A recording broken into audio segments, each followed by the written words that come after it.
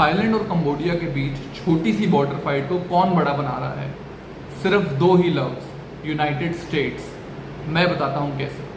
Historically ये मुद्दा एक टेम्पल के पीछे शुरू हुआ था, जिसे 2008 में यूनेस्को ने एक वर्ल्ड हेरिटेज साइट घोषित कर दिया था, which is technically located in Cambodia now, and ये बात तभी खत्म हो गई थी। बट 2025 में ये मुद्दा दोबारा कैसे उठ गया?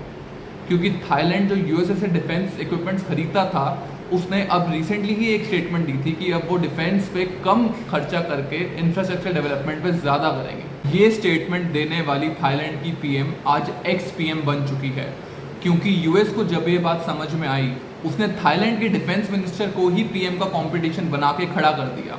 और आज थाईलैंड का न्यू पीएम वही डिफेंस मिनिस्टर बन चुका है, जो कि यूएस को खुलेआम सपोर्ट करता है और वेपन्स खरीदने का इंटेंशन जताता है।